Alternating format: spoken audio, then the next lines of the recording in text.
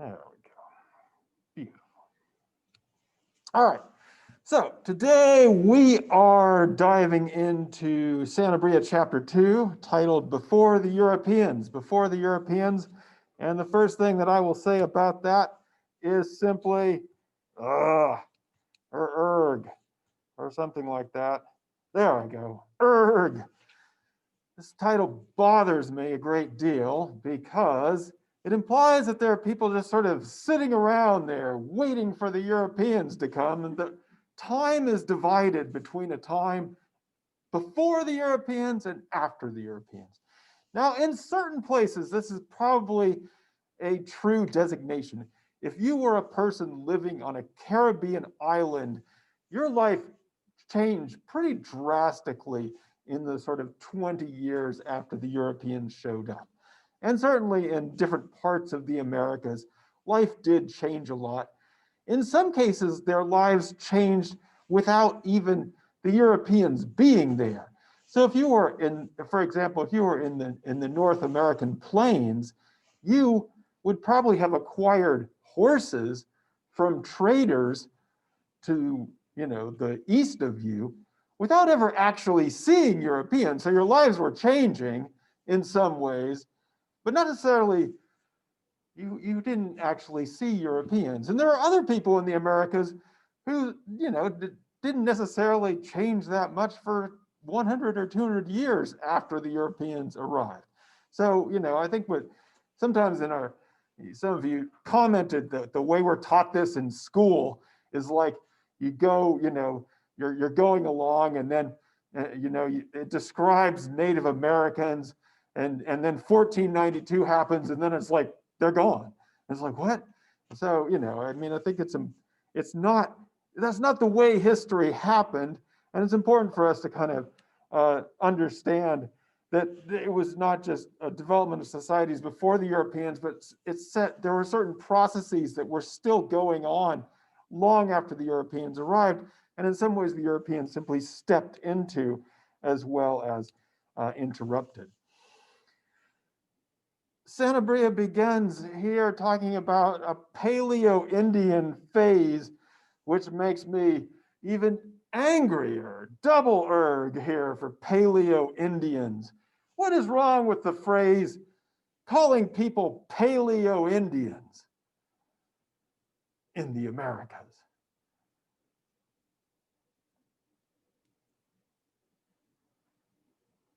Well, we don't like that term anymore. We don't like that term anymore.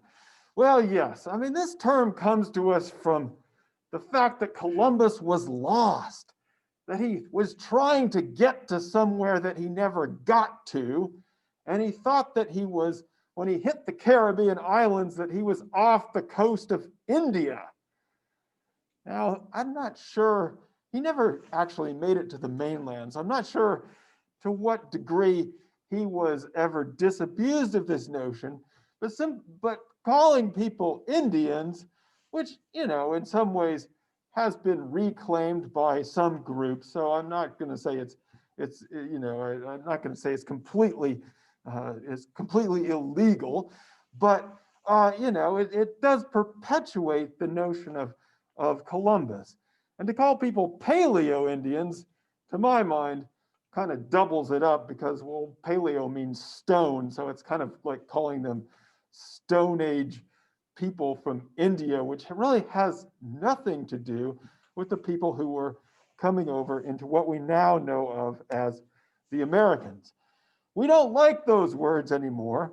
So some people have taken to using words like Native Americans, or as my son was assigned, he was assigned to write an essay in grade school about the first Americans. The first Americans, and they were talking about the people who had come over on, from Asia, which is kind of a strange phrase as well, right? It implies that people are coming over. It's like they're waving the American flag, like they're the first Americans on the continent. Here we are, we're the first ones here. It's also a strange phrase in that, where did we get the name America from? Well, that was Amerigo Vespucci, the Italian geographer and explorer. Columbus actually had died before the Americas got their name. So it's kind of a funny thing. You're sort of naming people after, something that, naming a whole people group after something that an Italian geographer came up with. And so I think it kind of makes me laugh a little bit. Remember that song I played you called Somos Más Americanos, or We Are More American?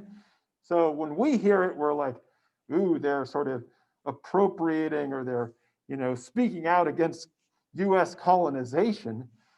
But you could take it in a different way, which they are saying, we are more American. We are more linked to the European colonial project than even you are. Or, don't stop our Spanish American colonization project, you gringos. We were doing this long before you got here. So, for those of you who saw some of the inauguration festivities and you saw J-Lo and she breaks into some Spanish and everybody's like, yay. But some people are like, those people who might be indigenous to the Americas are like, well, that's just simply another language of colonization. It's not our language. So some people have kind of talked about, indigenous people of the Americas. It's kind of a different way you could call people who were living in these parts and their descendants. It's a little bit less, doesn't bring up that American thing, which gets you into trouble. So, and then, it sort of relates to the larger continental issue.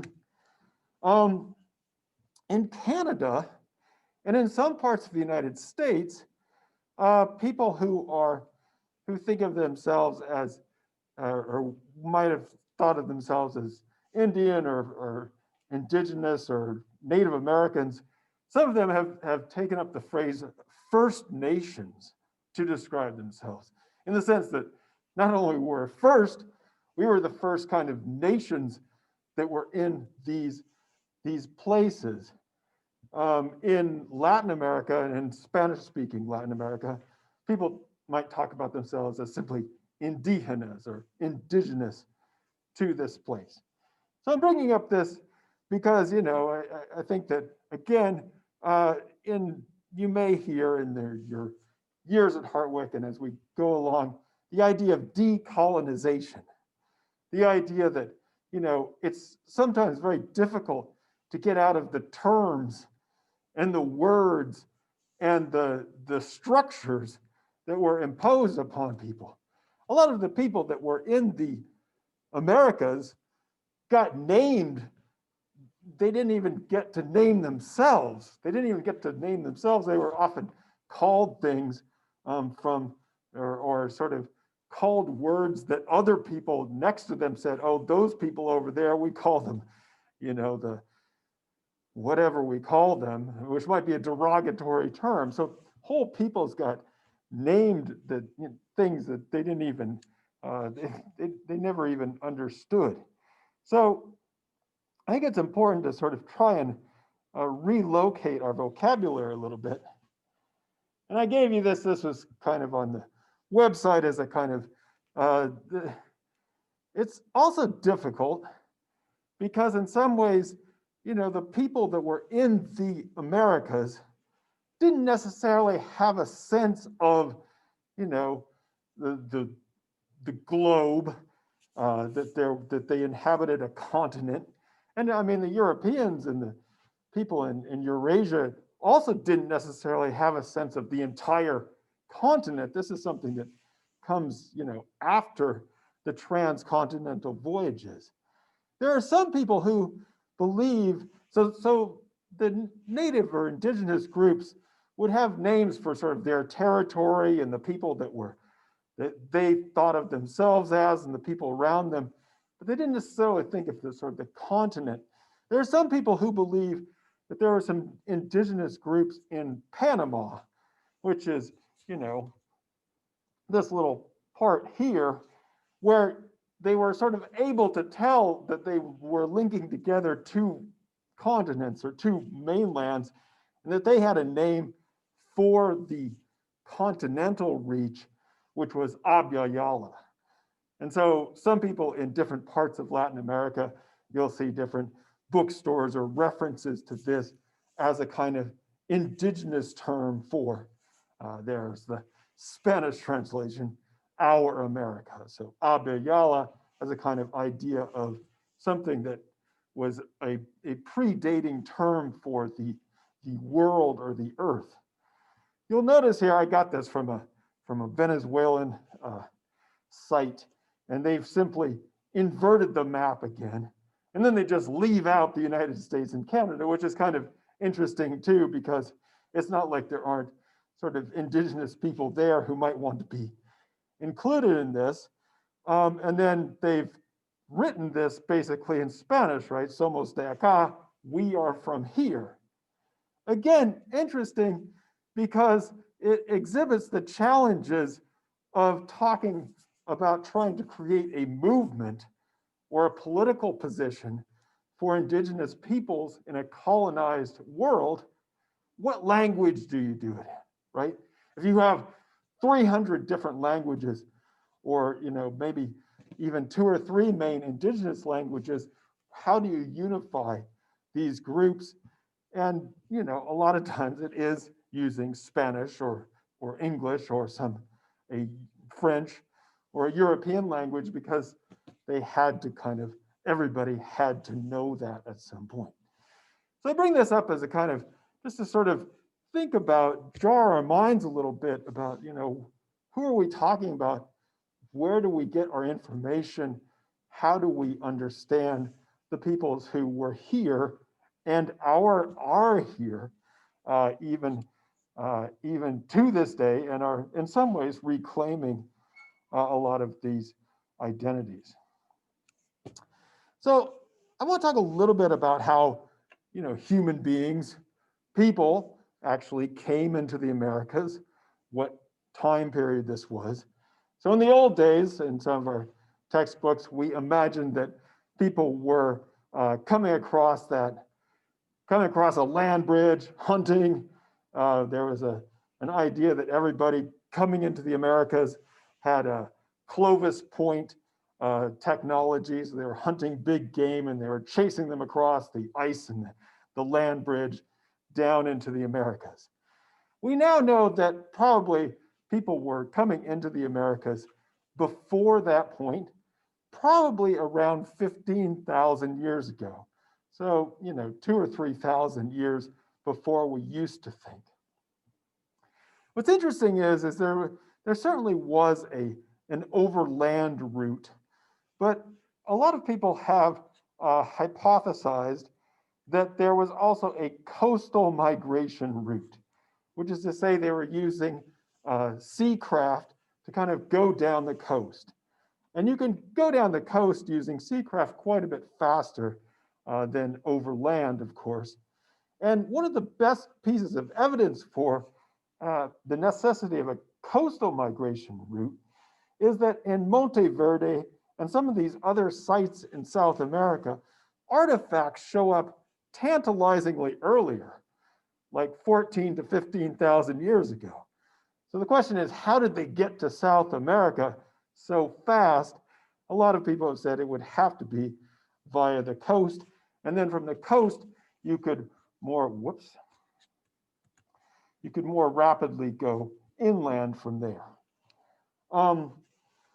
The problem with the coastal migration hypothesis is, because of rising sea levels, most settlements have been obliterated. So in scientific terms, this is called a non-falsifiable hypothesis, in that you can't really get evidence either way for it. What we do know, and this is important, is that people came from this area of Northeast Asia predominantly. What is sometimes called Beringia up here, a place that sort of no longer exists. But that is the source of the people who came into the Americas. So some people have talked about, aliens. Some people claim that people came across the Atlantic, sometimes called the Solitrean hypothesis. Egyptians, all kinds of ideas about how people in the Americas got here. I would really just emphasize the genetic, linguistic, archaeological evidence all points to their origin in sort of Northeast Asia, or what we now know of as the Siberia, that area of the world before coming into the Americas. There's really no evidence for, at most, maybe some sporadic contact from what was then Europe. I want to talk a little bit, again, before we get into the peoples and the sort of the peoples before the Europeans. I want to talk a little bit about, well, one of the other issues is that the only accounts that we have of sort of who was here before the Europeans are basically by the Europeans.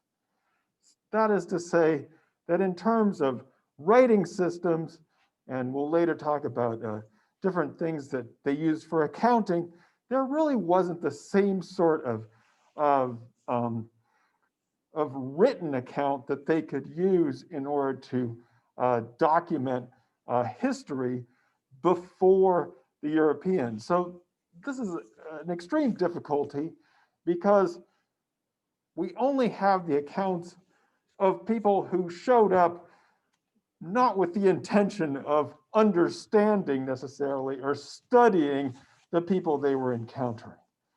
And I bring that up because the first encounter, of course, is with Columbus and his people in what is known as the Caribbean, and the people that he called, or perhaps called themselves, Caribs. And Carib is also one of our root words for cannibal, which is Columbus and others reported that the people in these islands were eating other people's flesh, eating the other human flesh, that they were fierce warriors, and that they were cannibals. So the very origin of our word cannibal comes from this first encounter in the Caribbean. Now, the Europeans after that, as they went other places in the world, became very obsessed with cannibalism. It was one of the first questions that they would ask people.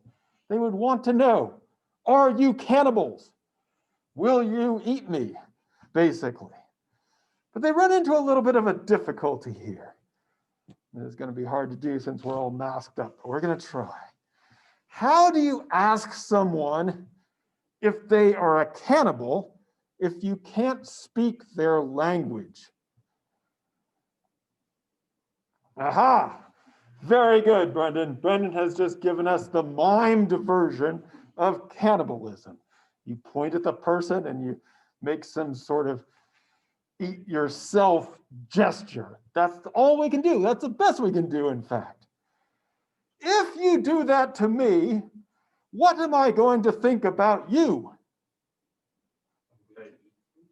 Yeah. Exactly. You're going to think, what? These people are cannibals, right? They've come to eat me. So it's very difficult to get at, what exactly was going on there because it was difficult to translate. Eventually, they sort of figured it out and they thought, well, they probably really have come to hurt us, but they could also use it to their advantage. They could be like, oh no, we don't do that.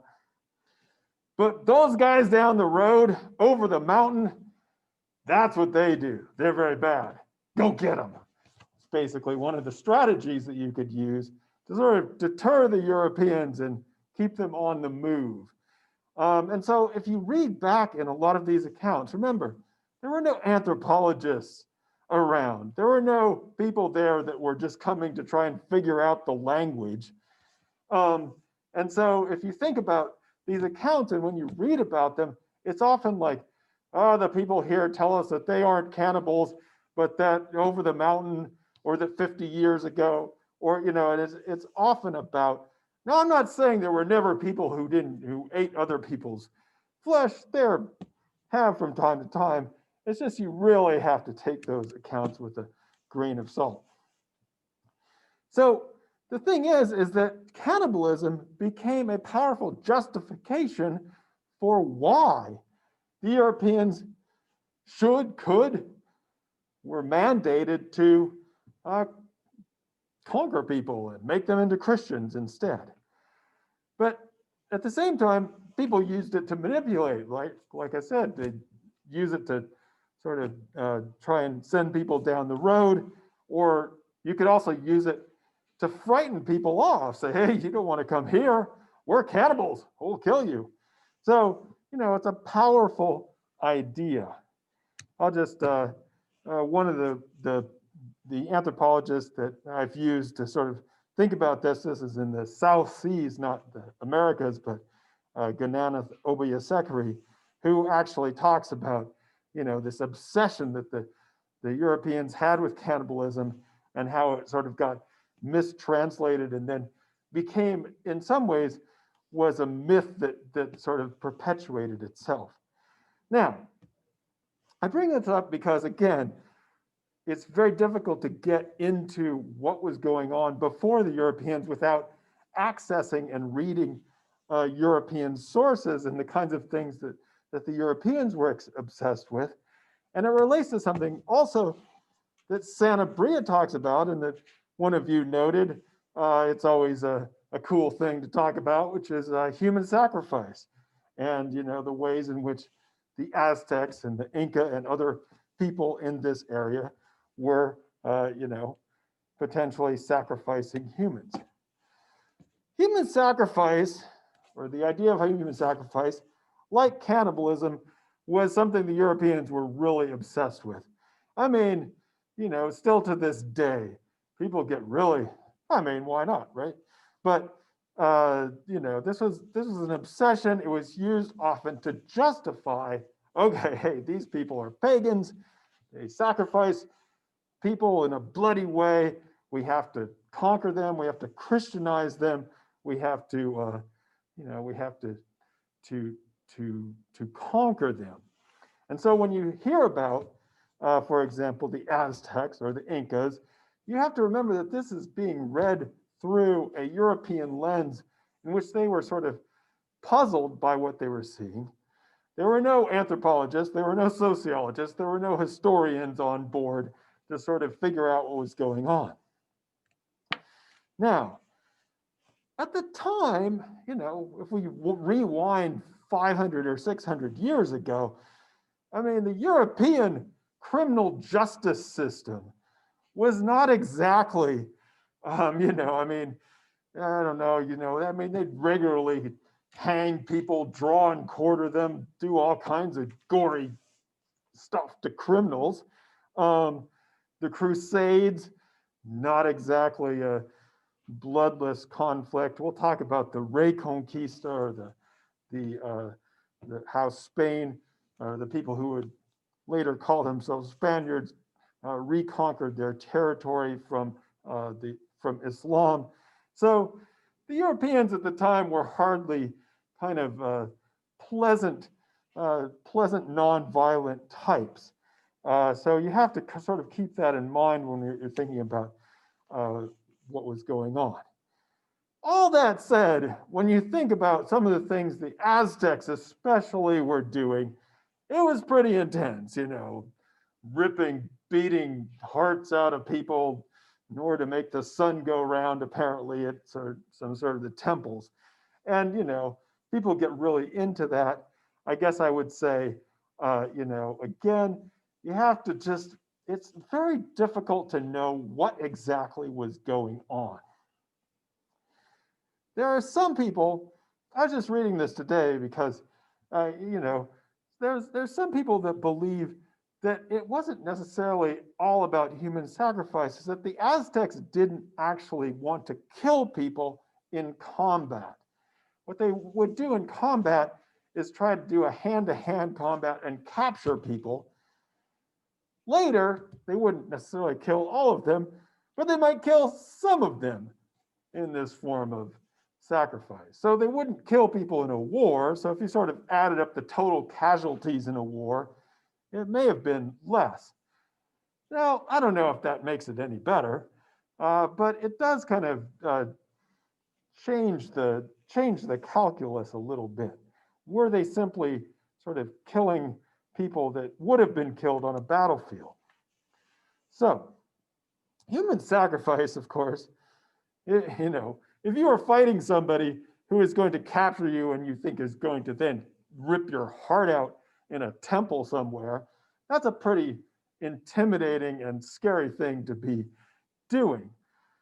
But as will, and this will become important later on, it creates a lot of anger or, you know, problems between the Aztecs, who were wanting to conquer neighboring people, and the people that they were conquering. It didn't necessarily bring harmonious, good relationships there. So I mention these things because when the Europeans and the people indigenous to the Americas encounter each other, there's a lot of misinterpretation. And there's a lot of misinterpretation on the European side because they wanted to justify or give a reason for the kinds of actions that they're doing. Now, not all Europeans were, I mean, we often get the idea that Europeans were simply out to conquer people and had terrible ideas of everyone else there. I wanted to give you one of my favorite quotes from a French essayist, Michel de Montaigne, around the year 1580. So, you know, it was a time that he hadn't actually been to the Americas. He hadn't actually seen Caribbean peoples. And he wrote an essay called On Cannibals. And so the essay is about the people that he was hearing about in the Americas. But it's a really interesting perspective. Some people have said he could be called the first anthropologist. So what he says is this: we are justified in calling these people barbarians by reference to the laws of reason. What he says is, hey, yeah, you know, in comparison to kind of abstract laws, the laws of reason, we are justified in calling these people barbarians. They are. So that's his first statement. Now, you may remember the very last scene that we saw in The Mission, where they're having a kind of a trial or a dispute. And the priest says, they're naturally spiritual. And the person objects. He says, spiritual, they eat their own, or they kill their own children. And the priest says, yes, they do. This is the same statement. He's like, yes, they do. And he would say, in reference to the laws of reason, that is true. They do this. And then Montaigne and the priest goes on to explain. But not in comparison with ourselves, the Europeans, who surpass them in every kind of barbarity. So he's like, yeah, right, we can, if we have some sort of abstract laws of reason, we can say they're barbarians. But if we put them in contrast to us, then we are obviously more barbarous than they are, which again, if you think about, the next part of the priest's statement is, why do they do this? Because they need to run. Why are they running from? They're running from us because we're trying to enslave them. So, I mean, it's an interesting argument, and I put that out there to show that, people in Europe were sort of using people in the Americas both to justify conquest, but others were using it to sort of think about what exactly made any of us human, and if we should in some ways adjust our practices based upon that. All right, so that was a very long, perhaps too long, introduction to trying to talk about the peoples of the Americas before the Europeans arrived. But I think that we need to do that because it's so, I mean, we're sort of triply removed from that description. We're removed in time, we're removed in space, but we also, our access points are through sources that we have to understand are difficult to access. So the main big, huge point of this chapter that we should realize, and it's very related to what we were talking about in the last class about the diversity of landscapes in the Americas, is simply the diversity of groups, of different kinds of indigenous groups that inhabited the Americas before the Europeans. So there's two different tendencies I think we get. One is the idea that all the peoples in the Americas were just tribes, just all these tribes running around. And so that's one idea. The other one is to only talk about like the Incas and the Aztecs, and everybody else just kind of disappears. So, I think that what we want to come out with, and Gabe got this great quote, the kaleidoscope. I love the kaleidoscope quote. A remarkable kaleidoscope of all these cultures and societies were present in the Americas at the eve of the European conquest. So what we see is a whole bunch of different kinds of peoples in these areas. On the one hand, we have peoples who lived from hunting and gathering societies, hunting societies. These in anthropological terms are sometimes called bands. These are relatively egalitarian societies. They're often linked by kinship. Their membership is fairly fluid. They don't necessarily, unlike other groups, they usually don't have they aren't complete, they may have their own territory, but they may not be completely sedentary. They may move quite a bit seasonally. So there were, this would have typified the people who first came into the Americas, but it also typified many of the people who were in the Americas at the time of European conquest. We also have a number of societies who had developed various forms of plant and animal domestication, sort of from small-scale gardening, or what we call horticulture, up to more intensive agricultural societies. In anthropological terms, these are people we might then call tribes, where they have a more defined political system, or even a chiefdom, which would have a larger political system and a more designated person in charge, although that can maybe rotate from time to time. We also have what are called states, or in the case of the Aztec and Inca, eventually an empire or a state that may have swallowed up or conquered other state societies. So all of these things were present, all of these political forms were present at the time of European conquest. They weren't simply one type of group, and different people had developed different systems. It's also important to note that many societies had flourished and then kind of disappeared. People had transformed themselves or their landscape, and then they moved along or got incorporated into other places and societies. So again, I mean, in terms of what I want you to get out of Sanabria, it's not necessarily that you definitely don't need to memorize the phases or the stages. I mean, those are things that we have put on the material. It's more important to know that there were a lot of different processes, a lot of things going on all across the Americas, and you couldn't just say, there was one typical way. So, a good example of this are, and people get really into the Maya group in Mesoamerica.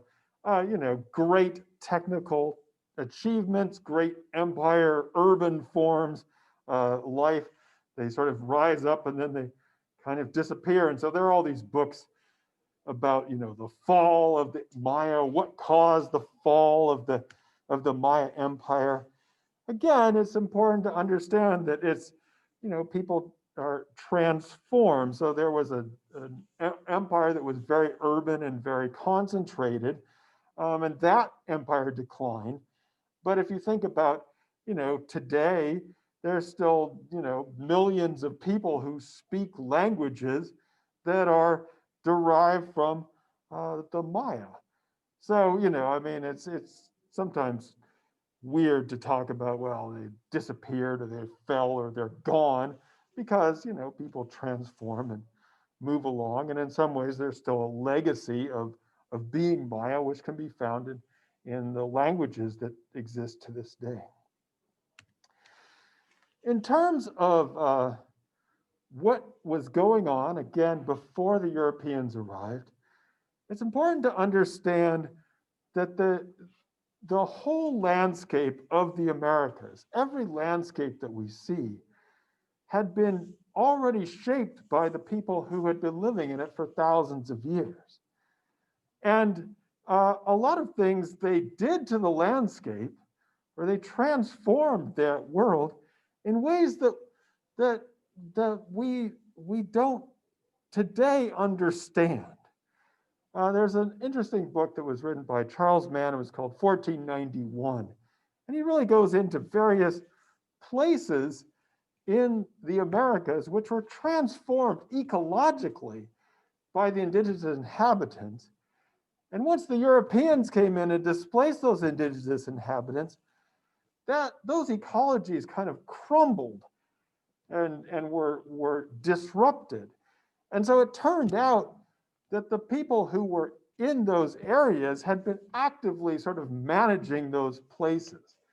So let me I'm going to now talk about some of the sort of accomplishments, or what I call amazing feats, of the people who lived in these areas in the Americas. So like I said, the people who were first coming into the Americas came there using one of the oldest and most sustainable systems that we can think of, which is hunting and gathering. And that's how they came into the Americas, and that's how the entire Americas were settled. And as I said, they were often, hunting and gathering is not simply something that you just go in and you hunt anything that's there. You are often actively using fire and other things to manage the landscape, to make it more hospitable for the plants and animals that you like to hunt and gather. And so this is something that actually happened a lot in North America, is they would use fire and light on fire whole sections of forest in order to encourage the regrowth of the plants and animals that they like to hunt and gather. So again, when they were sort of removed from those landscapes, those sometimes fell apart.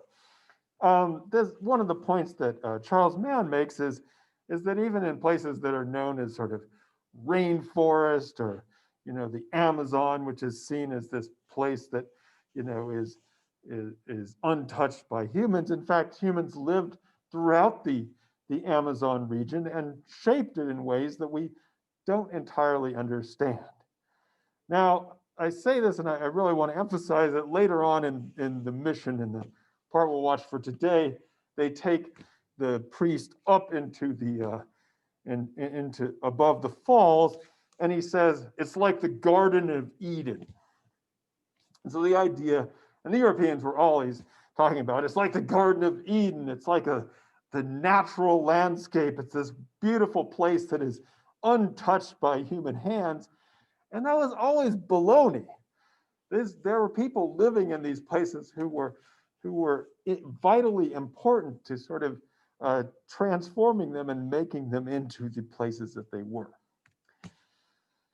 The people of these areas had developed in their own environment a knowledge of different medicinal plants, different ways in which plants and animals could be manipulated or used for medicine and other purposes. Again, things that some of our contemporary medicines are based on kind of extracting indigenous knowledge and then trying to make it into a pill form or into a drink form, and then transforming it into modern medicine. But some of this stuff is very rooted in local understandings, which we don't understand, which we don't can't recuperate. Second amazing feat. So that's the hunting and gathering groups that, again, are often misunderstood as being just sort of savages out there in wild nature, when in fact they are actively managing and transforming their landscape. The second amazing feat are the things that people were able to do by domesticating plants and the kinds of crops that come to us from the Americas. And it's difficult to imagine our world without some of these things. Well, I guess maybe some of you can imagine a world without peanuts and beans, but it's hard to imagine a world without maize or corn, which quickly, after the Europeans showed up, it then quickly was exchanged. It got planted, in almost all of Africa, and within about 50 to 100 years of showing up there. So maize or corn is really transformative. It's hard to imagine, Italian cuisine without tomatoes, but in fact, before Columbus, no tomatoes in Italy. That came to us from the Americas. It's hard to imagine the Irish or many Eastern European surviving without potatoes. But again, this is something that the Andean peoples gave us. Squash, I could live without those. Yams, those too, some people not. Cacao, couldn't live without cacao though. That's world transforming, right? The source of cocoa or chocolate today is a American gift. Chili peppers, avocado, and cocoa. And I should just say, I don't know, remember in the first film we watched, Can't Do It in Europe, where they're chewing those coca leaves. I'll just say that if you're just chewing coca leaves, it's like a mild stimulant. It's about at the level of coffee, maybe even a little less than coffee. And it really helps you with altitude and with, Lydia's shaking her head. You had some? Yeah, I had tea and like little candies that had it in it. It tastes like dirt, basically. Yeah, it's not, it's probably an acquired taste. That's how I had it too, in teas and stuff. But it's really good if you're, it's very good for you at high altitudes. It is like I said, it's a mild stimulant. And so, the contemporary process by which it is made into cocaine is not what we're talking about here. We're talking about, chewing some leaves in your mouth. The coca plant is a different thing, or it is the basis of cocaine, but not the way people use it indigenously. It's hard to imagine a world without tobacco, though maybe we're starting to, but for a very, very long time, right? This is another crop from the Americas that transformed the world. And then several of you were interested in the milpa cultivation. The originates in where Mexico is now, in Mesoamerica, which is an interesting combination of maize, corn, with beans and squash, which is, for one thing, super nutritious as long as you keep that combination together. So my ancestors got a hold of corn and started to make polenta out of it. And they ate a lot of corn, but they didn't combine it with beans. And so they got very, it's actually not good for you to do that. So you shouldn't monocrop your corn. If you combine maize and beans and squash, it gives you a very nice nutritional package. And it's also an interestingly sustainable farming practice to put those together in the same field. So again, in different parts of the world, people only will plant one thing, and it often depletes the land. But if you plant these kinds of things together, it gives you the ability to sort of regenerate the soil over time. It's maize is, and it is different than the stuff that we know as sort of the Iowa version of corn. You know, maize comes in many different varieties, and it's another one of the other interesting things about maize is it seems to have more varieties as a domesticate than it did in the wild, which is very unusual. So they seem to have done something kind of amazing here in giving us a sustainable, nutritious combination. Now, I think Lydia noticed that this combination is the same thing that in the Northeast we call they called the three sisters of maize, beans, and squash, and you wondered if it was related to that.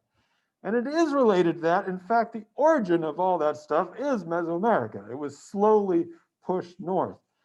And really interesting stuff has come out lately about plant domestication. So like I said, a lot of the crops that we know of, a lot of the great crops come to us from the Americas.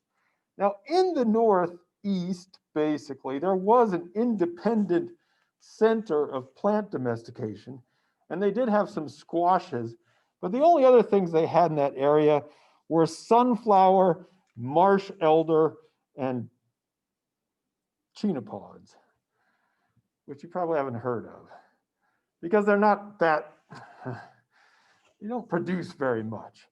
And so, you know, they domesticated these things and they were kind of farming with them.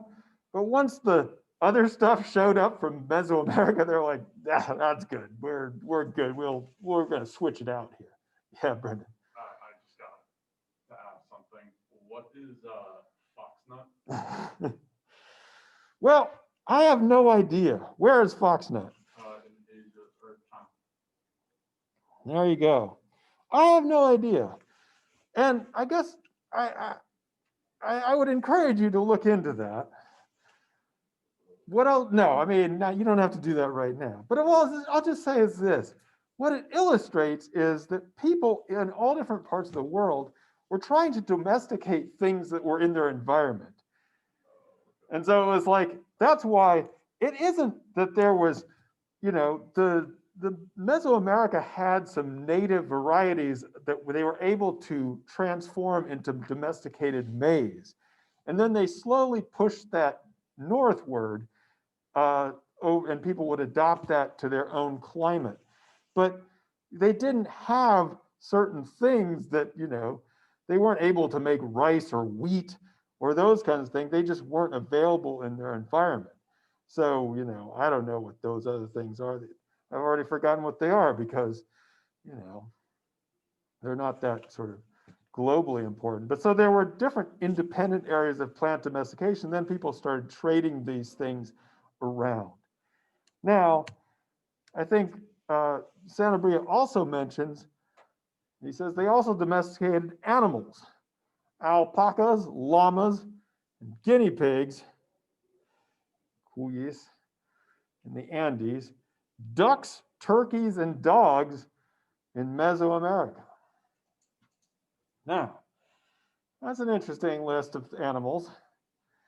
What's missing from this list? Cows, yes. What else? That's a good start. Sheep, horses, goats. I think turkeys, chickens, they're all the same. They're missing the big domesticated animals. And that's because sheep, horses, cows, camels, what else am I missing? Goats too.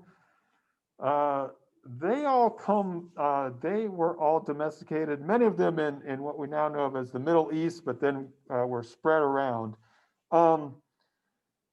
In the Americas, they didn't have animals that could be domesticated and used for plowing fields, for riding, or for battles. So this is going to be important as we go along into the next chapter of what happens when they encounter each other. You know, they had a lot of great crops, a lot of great plants, but you know, if you only got ducks, turkeys, and dogs, there's something, you know, or llamas are cool, but boy, don't try to ride one, or I've never seen it done, you know. I mean, they're not good at pulling plows and stuff like that. So for those things, those were imported by the Europeans and then quickly spread in the Americas. But this is a hugely important point for when these places come back together. Again, Brendan, it's that, you know, these things were not available in the area. They just weren't there. And so you can't domesticate them. Now you could say, well, what about the buffalo? And, you know, I mean, yeah, you could try, but buffalo are mean and they just stomp all over you. I don't know if you ever tried to domesticate one of them. They're not friendly. No, they're not good. Elephants, no, not good. All right. So along with the agriculture, a lot of different places that people did agriculture. So in the Andes, they had really interesting irrigation systems, agricultural terraces, ways in which they managed the land. You can see here that this would be very difficult to even have a cow plowing this or a horse plowing this field because, you know, it's all has to be terraced up elevation wise. So that was, you know, a really interesting way of changing a mountainous landscape. In what is now the area of Mexico City and that region, and this is still somewhat used in these parts, these sort of what were called floating gardens or chinampas, where you kind of float by and cultivate whole lakes and canals and things like that. So different ways of doing agriculture. In the Andes, in what would become the place of the Inca Empire, they didn't have writing that we know of as script, but they did make knotted ropes, which they used for accounting. And some people believe they used them, they could read, there were people who could read these knotted ropes. And so it was like, it was some people have said that it was a kind of three-dimensional writing system. We don't know that much because the Spaniards were not, originally they used these things to help count, you know, do censuses and take taxes and stuff. And then they thought that they were using them to foment rebellion, so they burned them all. So there are very few of these that actually survive, but it does seem to be a really interesting way of running your business and maybe even used as a kind of language, a sort of 3D language. Architecturally, we can still go to places, you know, pyramids and urban areas.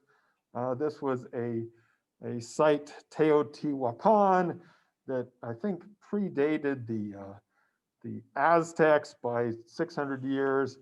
If you mentioned this, we'll talk about it in a second, but it's an amazing place that you can go and visit. Pretty incredible architectural feats. One of you asked, but did they actually have what we would consider technology or science, right? And so I think there's this idea, and you know, that this is a picture of an Incan rope suspension bridge. They would build these things over canyons. And when the Europeans first came, they could ride horses across these things. Again, they were destroyed over the years. So, you know, the Incans had a great road system, great, you might call them engineers, amazing feats. So I guess if you think about technology as a kind of, if you think of it as a sort of scale of society, and people will be like, well, they didn't have wheels, and they didn't have steel, and they didn't have guns, and they didn't have writing. So that's why the Europeans won. And I guess I would say to that, I think that the indigenous peoples were sort of they were working on things that made sense to them in their own environment. And so, you know, I mean, maybe wheels could have been invented, but on the other hand, there weren't the big animals. They weren't that useful for dragging carts around, because they didn't have big domesticated animals. And their fields, there were, you know, the Inca, the agricultural area of the Andes is still to this day very difficult to plow and to have, even things like tractors are difficult to deal with in that area. Roads are difficult to maintain in those ecological settings.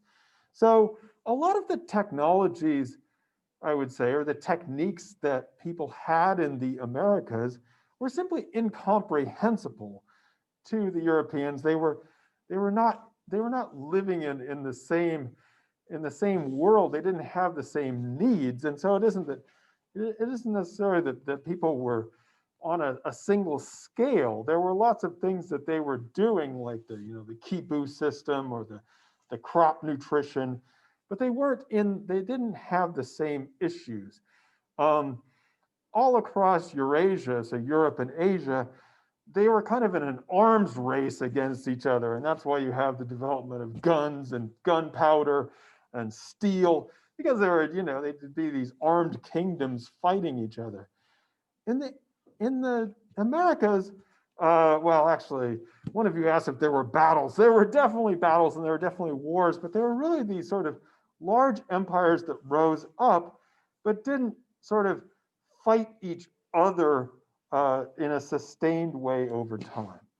So, I guess it just depends what you think of as technology and where, what you want to think about as, appropriate for your environment. Now, of course, when these worlds come together, then they start to clash in different ways.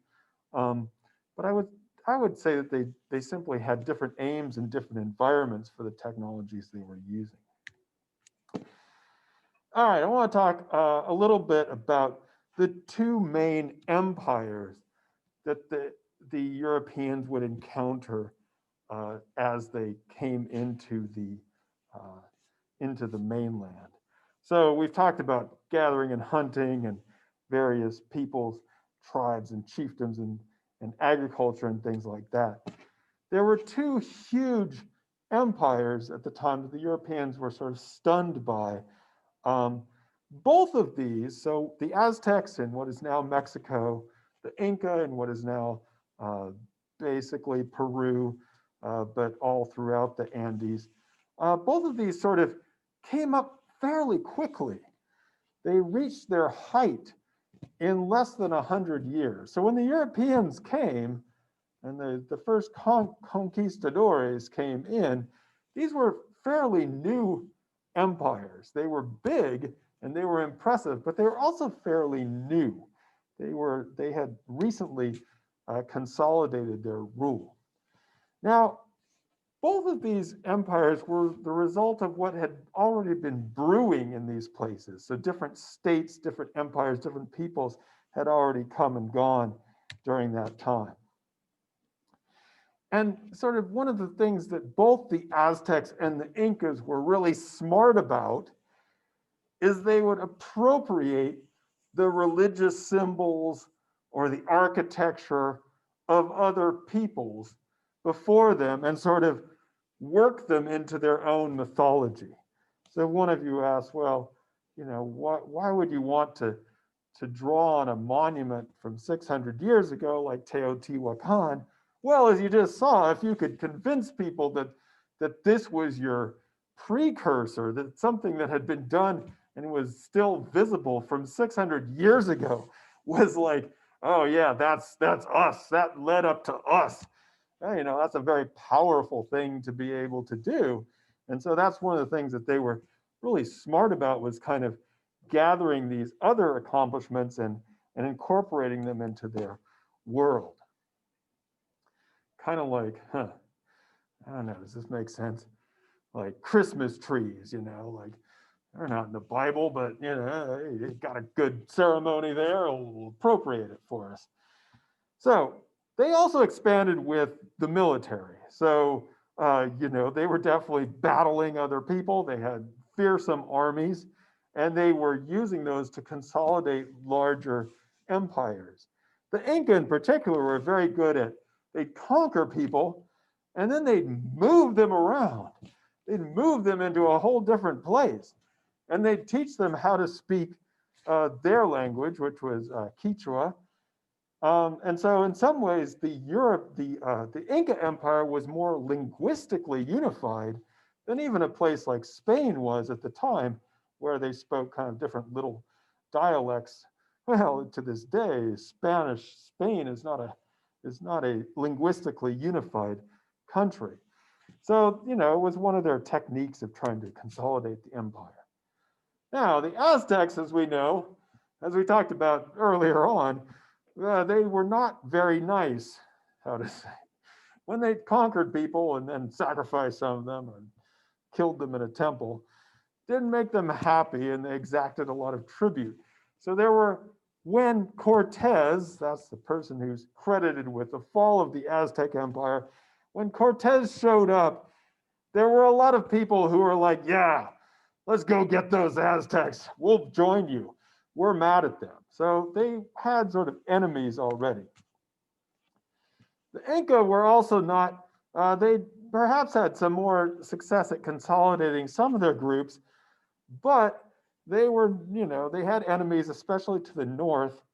And there was actually, at the time that Pizarro, who's the conquistador credited with toppling the Inca Empire, when he was coming in from the north, there was actually pretty much a civil war for succession between two people who were claiming the throne. So once again, Pizarro didn't know this was going on. He just was sort of coming in, and he was able to gather people who are like, yeah, let's go get them. So this is going to be hugely important for the next class. We talk about, well, how is it that, not too many Europeans show up and can topple the Aztec Empire, the Inca Empire? One of the key reasons that nobody discusses much about is not just that the Spaniards had steel and horses and guns, but there were a lot of people who were disaffected with the empires that had been created. All right, how are we doing? 135. Perfect. Let's stop there, and we'll start the rest of the mission in 20 minutes.